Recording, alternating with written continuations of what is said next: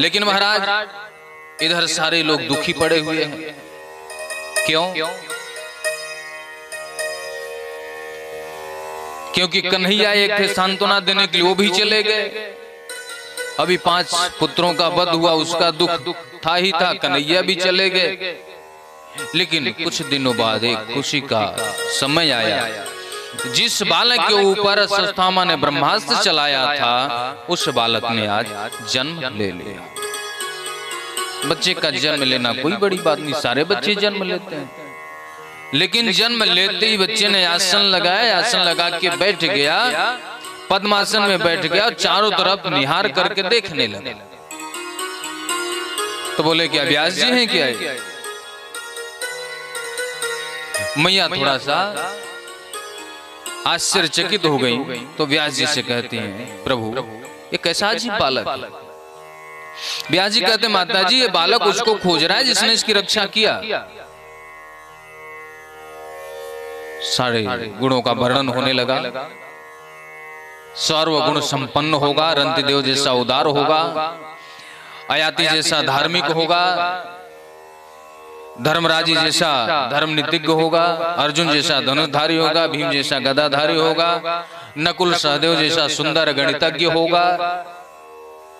सारे गुणों का वर्णन करते करते ये भी बता दिए कि एक समय आएगा जब सर्प के काटने से इसकी मृत्यु होगी। माताजी चिंतित हो गई। ऋषियों ने कहा कि माताजी आपको चिंता करने की जरूरत नहीं है, क्योंकि आपका बच्चा भले ही इसकी अकाल मृत्यु होगी, सर्प के काटने से मृत्यु होगी, लेकिन अकाल मृत्यु होने के बाद भी नरक को नहीं जाएगा, ये परम धाम को जाएगा, क्योंकि भगवान का भक्त है। यदि भगवान का भक्त अकाल मृत्यु भी मर गया तो नरक नहीं जाता, उसकी व्यवस्था अलग होती है। माता जी को और चाहिए क्या? उनका बालक भगवान के चरणों में चला जाए, और क्या चाहिए उसको? चाहिए अकाल हो चाहे सकाल हो। सारे जगह से बधाई आ रही है। छोचक, ब्रज में कहे छोचक, बधाई। विराट राजा की तरफ से भी आ रहा है, कन्हैया की तरफ से आ रहा है। कन्हैया आगे, और कन्हैया के जैसे गोद में बालक गया तो खिलखिला करके हंसने लगा। मैं इन्हीं को तो खोज रहा था। जन्म लेते ही चारों तरफ निहार करके देखना, अर्थात परीक्षण करना, इस तरह से व्यवहार के कारण एक नाम उस बालक का पड़ा, परीक्षित। बोलिए परीक्षित जी महाराज की। भगवान विष्णु ने गर्भ में जाकर के इस बालक की रक्षा किए थे, इसलिए दूसरा नाम पड़ा विष्णुरात। बोले विष्णुरात महाराज की जय हो। कन्हैया वापस जाने लगे। अर्जुन कहते मैं नहीं रह सकता आपके बिना। बोले चलो। कन्हैया अर्जुन फिर द्वारिकाधीश के लिए प्रस्थान किए। बालक बड़ा होने लगा, सत्संग में बैठता है, कीर्तन में बैठता है, भजन करता है।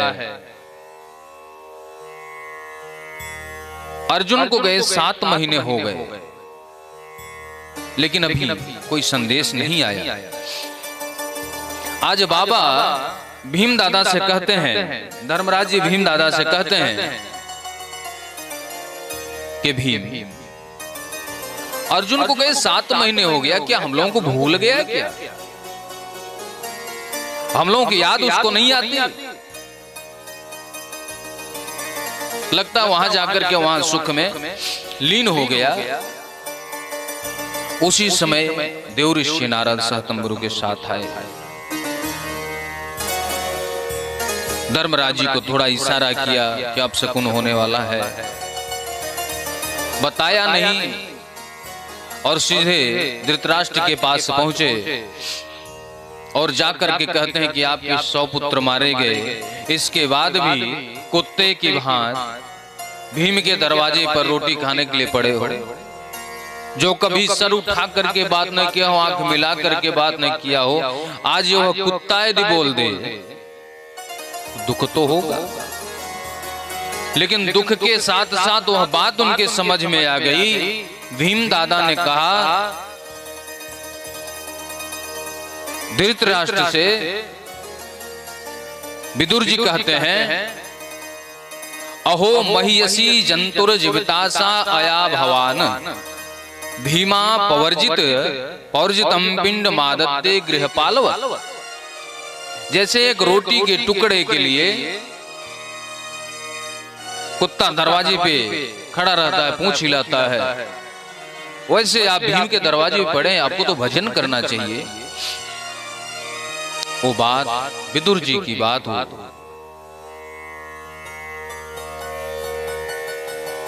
महाराज के दिल में लग गई, सीने में लग गई। बोले क्या करूं, मेरे पास तो नेत्र भी, मैं रास्ता देख करके जाऊं। विदुर जी कहते हैं कि आप उनके लिए घर से निकलो तो सही, रास्ता दिखाना प्रभु का काम है, आप देखने का प्रयास तो करो। आप प्रयास ही नहीं करेंगे तो कौन कितना दिखाएगा। हम लोग शीशा को साफ करते हैं, दर्पण, किसने बड़ी अच्छी बात कही, उम्र भर गाली भूल करता रहा, धूल जमी थी चेहरे पे और आईना साफ करता। अपनी चेहरे को चमकाने के लिए हम लोग क्या करते हैं, बार बार उसको दर्पण को साफ करते हैं। बढ़िया आया नहीं, थोड़ा सा पानी डाल के साफ, हाँ अब सही है। लेकिन हम लोगों को पता नहीं कि धूल तो हमारे चेहरे पे लगी है, शीशा को साफ करने से क्या।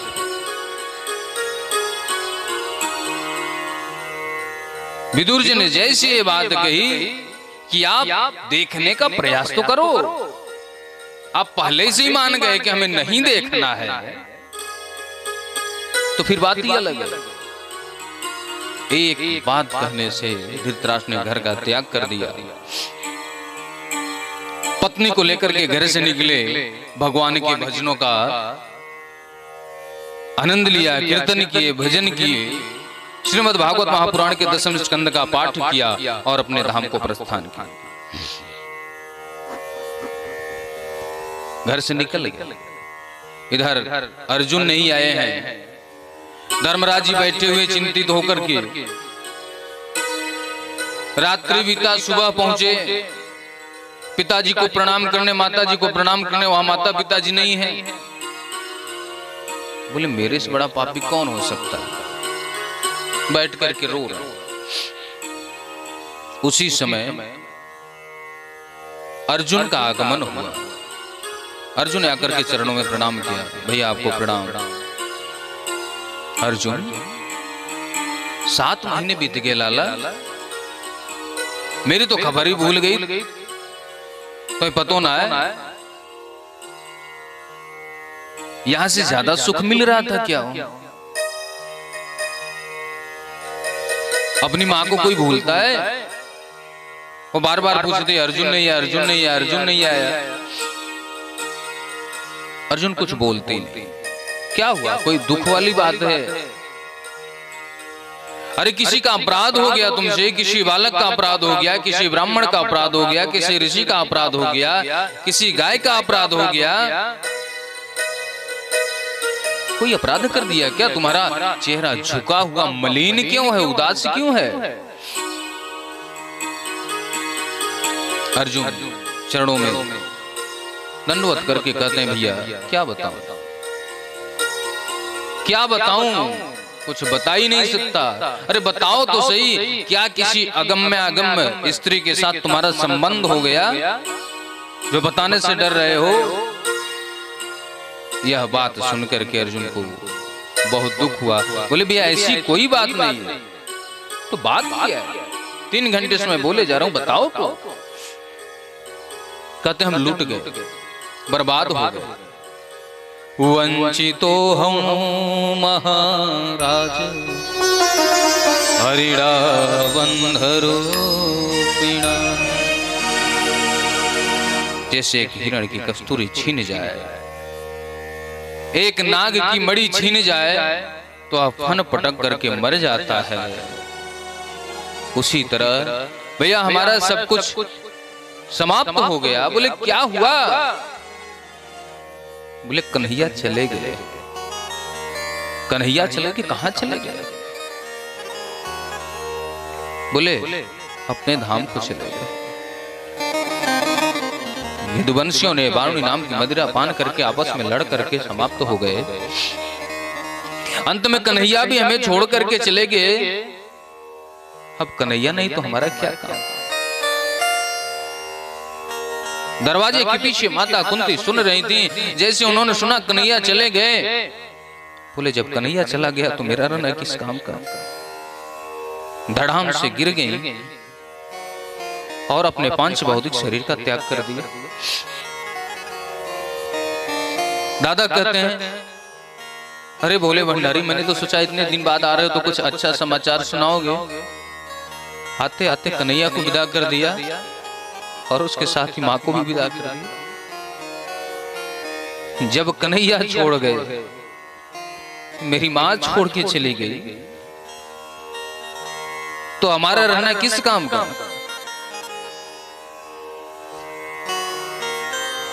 छोटे से बालक राजा परीक्षित को राजगद्दी पे बिठाते हैं। बेटा, अतिथियों को सेवा करना, बड़ों का आदर करना, ईमानदारी से राज्य करना।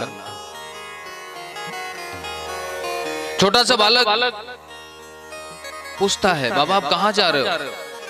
बोले वही बेटा जहां पे लोग जा करके वापस नहीं आते।